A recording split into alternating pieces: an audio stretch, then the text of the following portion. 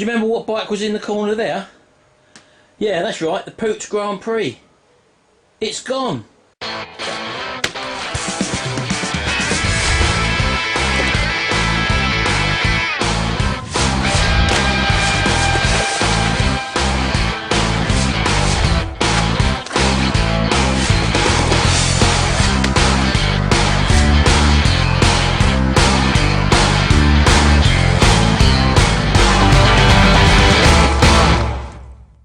Well, a little story. As you know, I put a video on, I think it was about 6 months ago, about when I first got the Puch Grand Prix, and that I was going to restore it. And because I've been so busy, it's literally sat there for 6 months. Anyway, 2 days ago, I had a private message come through on my YouTube account, and it was from a woman who was interested in buying it. So I basically put out an offer. She came back with another offer.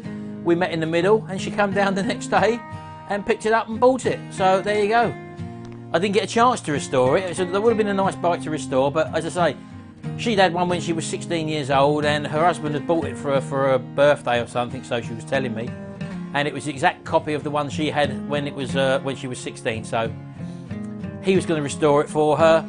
I did ask if they were going to do it on a YouTube channel. They may or may not, but you never know, we might see it again. He might do a lovely job of it anyway. I hope he does anyway, so it'd be interesting to get some feedback off of that in the coming months.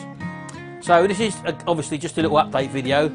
There's not much going on. Gary's been away, so we've not done no work really on the RS Turbo, but Jim has been doing a bit of work on these doors. Let me show you. Now hopefully this is the final fill they should do. This is literally just stopper fill. You can probably see there little pinholes. That's what normal filler leaves sometimes, these little pinholes, and you just literally go over it with some stopper filler that fills it all in, and a very light sand down will sort that out. So hopefully we've caught all the pinholes, and yeah, look, so you can see these little things here, for example, look, just tiny little pinholes. Thin skimmer filler over it does it, so a little bit of sand down there will get rid of all that, and that door should be, as I say, ready for spraying, rubbing down and spraying. As with this one, he's virtually finished this one, as you probably know, since the last time we've seen that. So let's take a look at the front now and just have a look at the two motors.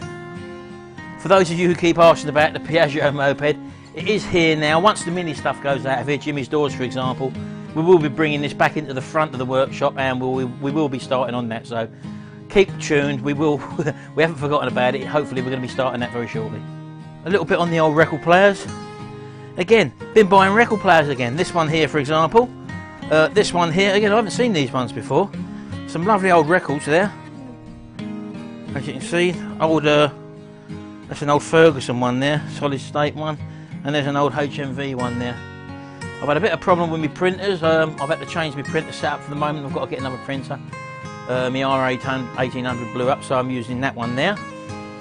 Here we go. I also bought this old thing at auction. It's an old 1950s, by the looks of it, radiogram. It's got obviously 2 lift-up lids on it. It's got the wireless or radio system set in there. That's where I got all them records which I found the other day. And there's some really old, good 1950s and 60s records in there.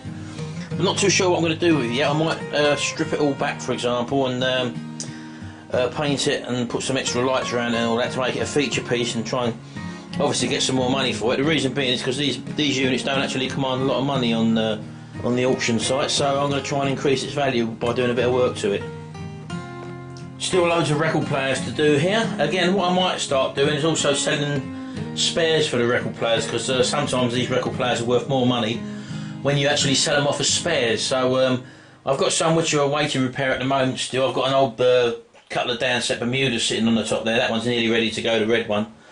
There's a slight amplifier problem with that, which I'm in the process of sorting. There's basically 3 downset Bermudas you can see there. Now literally I've sold them for £200 to £350 individually. So the one above it is a downset Major Deluxe, and then there's a downset Junior on the top. There's a downset Trooper door there. There's a downset Tempo sitting down there. There's a Fidelity there. There's 2 Fidelities there. There's so many record players here. As I say, these are all in the process, and they're possibly going to either be repaired or sold. As for example, that one there, for example, I've actually restored the case on that one, that downset Major, but I actually got this one without an amplifier fitted, so I may just sell the case for someone else who's got one and just plonk their internals into that one. They've got a presto, a lovely retro original piece, so I might even do that. Well, here we are back at the Ford Escort. Again, the bodywork's been mostly done now. It's been primed and filled where it needed to be. It still gave its final rub down yet, as I say, because Gary's been away for a while now. But all the blemishes on the definitely the doors and all that, and the wings have been sorted out. There's still a bit more rubbing down to do. The bonnet still needs a little bit of final cutting back and that, but as you can see going around the car, it's virtually there. So one more day on this should sort the actual bodywork out. So I'm sure Gary might be working on that this weekend maybe. Jimmy's Mini's still covered up, as you can see. We've got the wheel arches. He's got the internals now, the leather retro seats and all that. He's waiting to put the wheel arches on, so there's still work to be done on that. But that's had to come to a halt because this has taken a precedence at the moment. So yeah, there you go. So that's the two cars. Well, look at the Blackberries. Look, they've come out all over the place. Look, Sharon should be picking these pretty shortly. Very, very juicy looking Blackberries there. As you say, these are all over the actual garden as well. There's still a few of them what I've got to turn, but as you can see, these are the ones that are hanging over the drive. So far the birds haven't got to them, but they will do if we ain't careful. So loads of them literally to pick.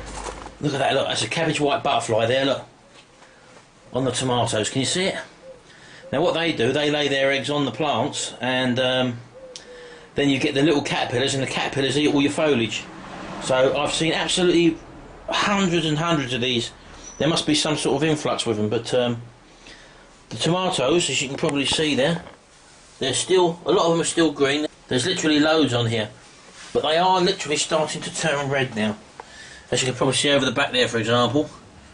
So again, providing we keep them well watered, and there we go, look down there. Providing we keep them well watered and well fed, they'll carry on and ripen, hopefully, definitely with this weather we've got in the next week or so. So yeah, there's some really nice ones there, as you can probably see. Look, some lovely tomatoes there. So we'll be cropping these or harvesting these in the near future. So there you go, that's a little update as to what's going on. We're getting there slowly, but as I say, the weather's so nice as well that we want to spend a bit of time enjoying the weather as well. We've been to the seaside on a few occasions and stuff, so yeah, anyway, hope to see you in the next video. We should get some more work going. So thanks very much, and see you later. Bye.